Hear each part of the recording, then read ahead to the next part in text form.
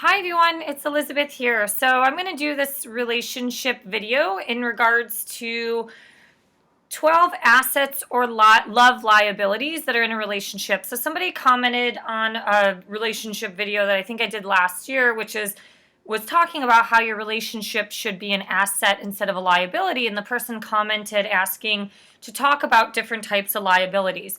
So for example, everybody has their own kind of degree or their own bubble of things that they will accept and they won't accept in a relationship. Obviously, if you're a more responsible human being, you are probably looking for somebody who is more responsible like you. You see people who have masters and PhDs. A lot of times they're seeking somebody with that higher education degree, but what they're not really, in true honesty, when you start to dig deeper into that, they're actually not really looking for somebody who has a master's or a PhD. They're looking for somebody who has the drive and the ambition to pursue something more. So you can find a lot of people who did not go to college or who do have a bachelor's degree who have that same drive and ambition as somebody who did a PhD. So you have to kind of define what exactly you're looking for. You can look at make lists. I talked about this in other relationship videos about your kind of red light, green light, yellow light, things that you will and will not accept. Obviously, there always are some room for error or degrees of things that you will accept or what you won't, especially in the beginning of the relationship.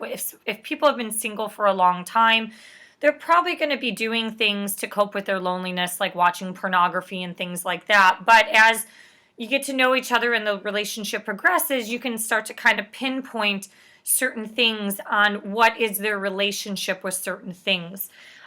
So these are not necessarily defined for everybody, but for the most part, if you're looking for a healthy relationship, you kind of want to avoid these 12 love liabilities, or I guess you could say that. First things first, substance abuse. This is really important.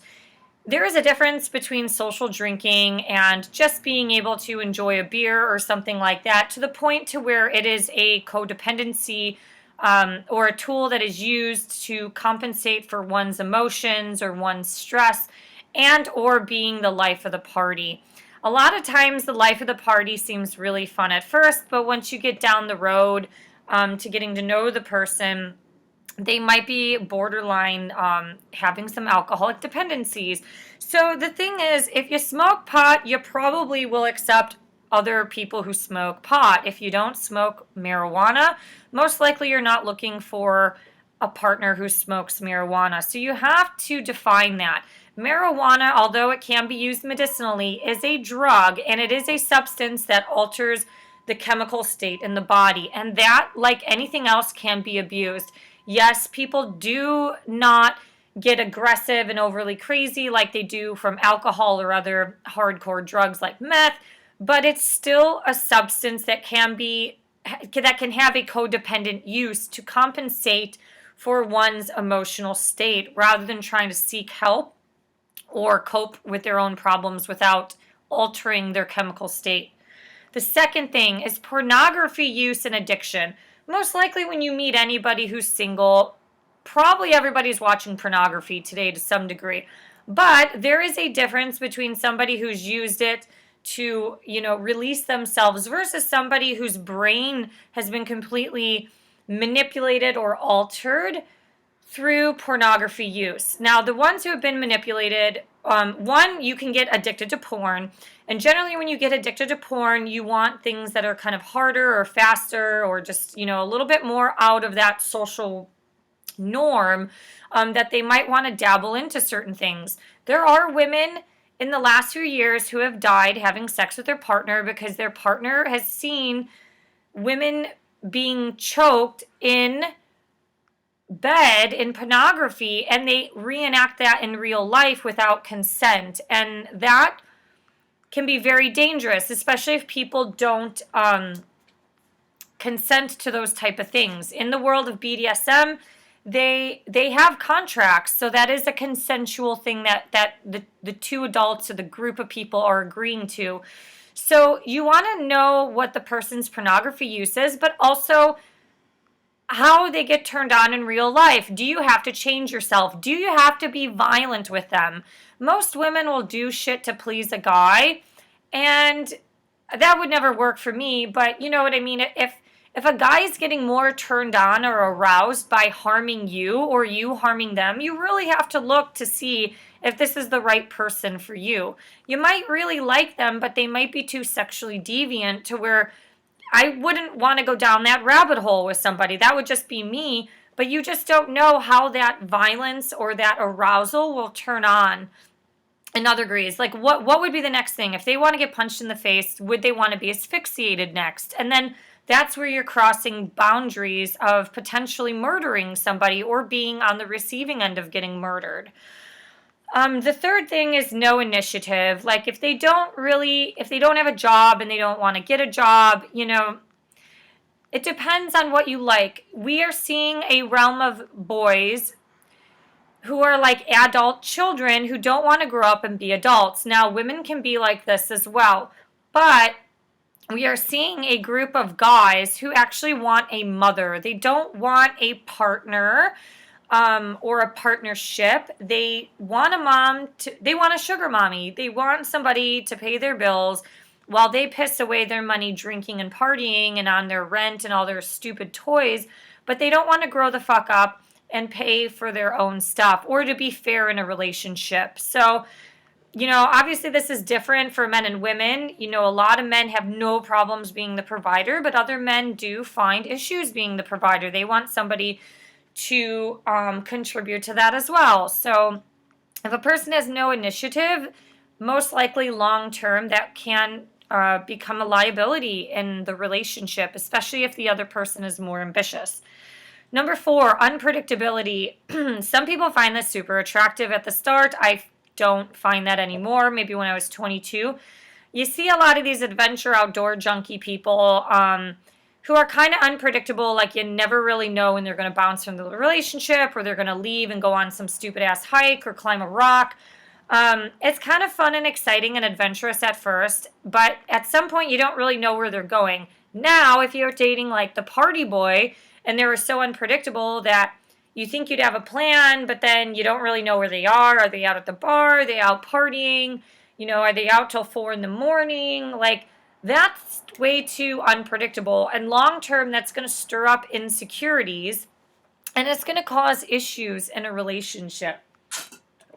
I don't think most people want their partner out partying by themselves until 2 or 3 a.m. with their bros or chicks and things like that.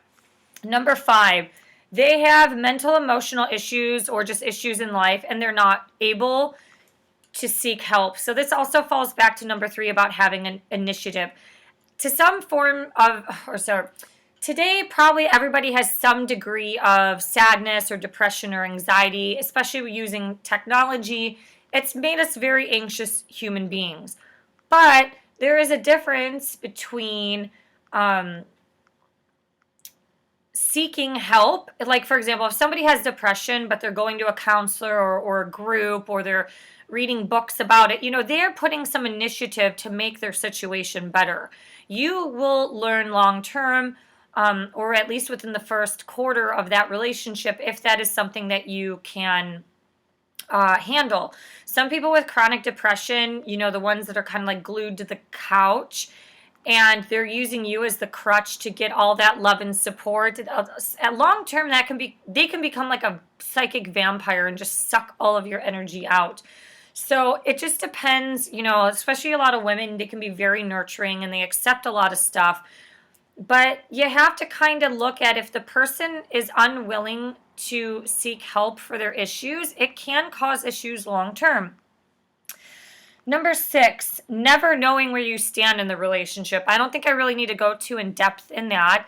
If it's been a long time and the person is too uncomfortable using the term boyfriend or girlfriend, or you don't know where you're going, or you've been in a relationship for 6 years and you still don't know if you'll move in together or if you'll get engaged, it seems weird.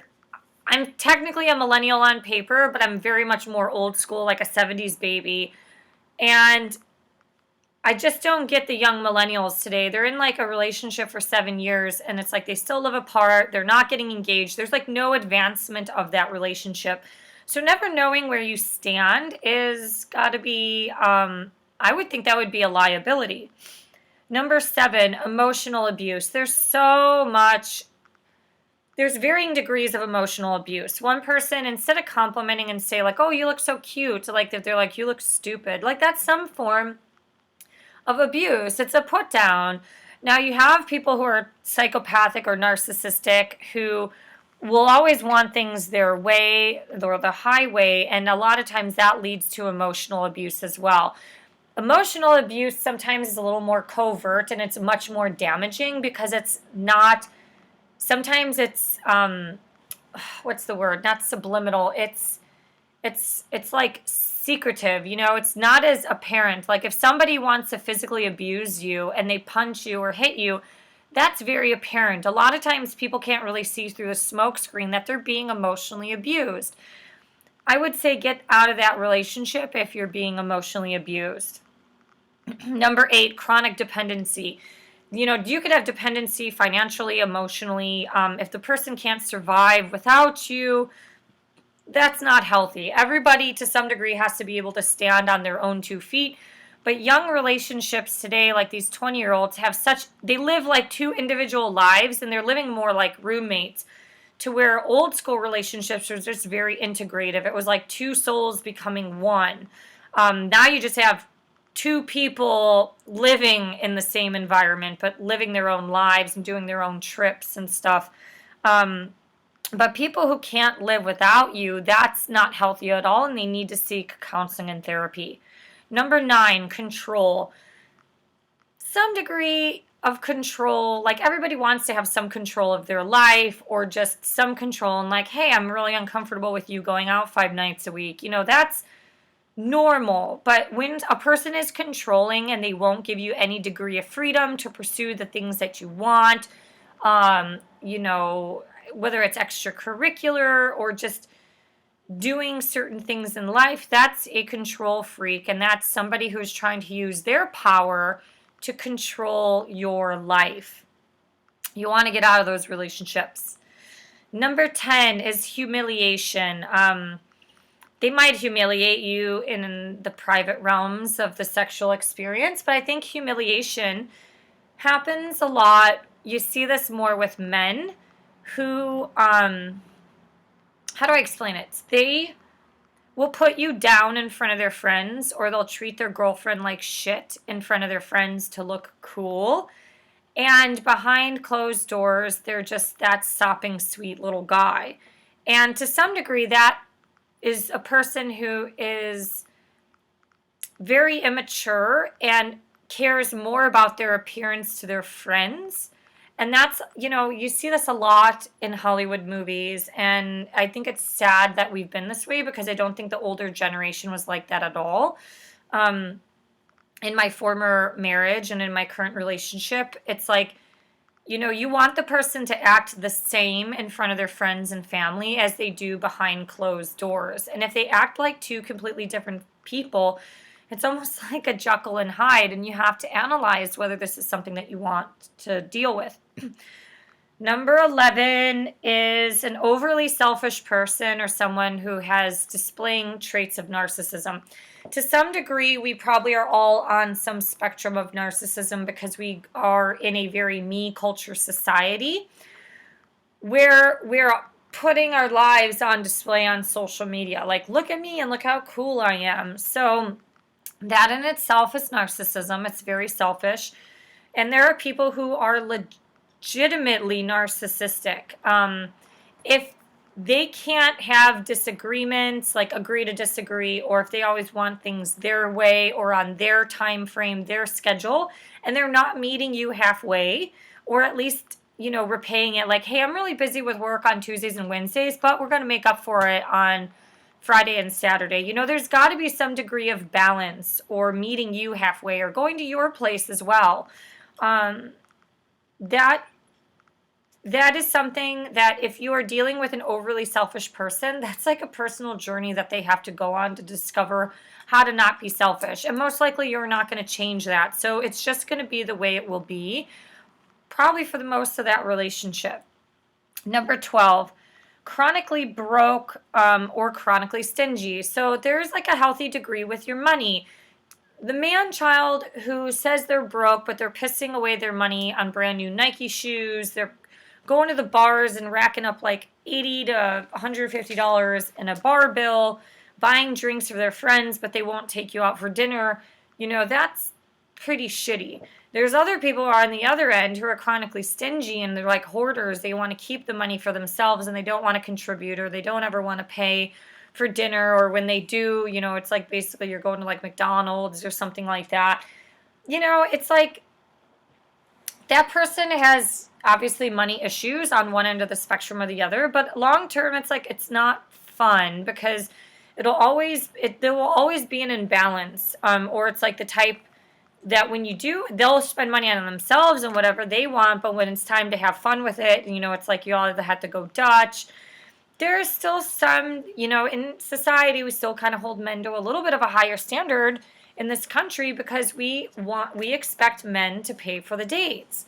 And in a country like Germany where it is very equal, so the man and the woman will pay for their own half of the bill, that in itself is equality. So until shit changes in America where, women will meet men in that financial realm, then there'll have to be some compromise. And if not, then maybe it'll be a liability. So these are some thoughts that I have, just 12 points. I'm sure there's like a list of 30 things. Everybody has to go through their relationship to see what they will be able to live with or handle with, or, flaws in their partner that they'll have to deal with as compared to with other things. So, anyways, these are some thoughts that I have. I hope you have a great rest of your day. If you have any thoughts, please comment below. I'd love to hear them, or any questions, comment below. Thank you for liking, sharing, and subscribing. You can check out all my other relationship videos. It's in the playlist. And have a great day. See you later. Bye-bye.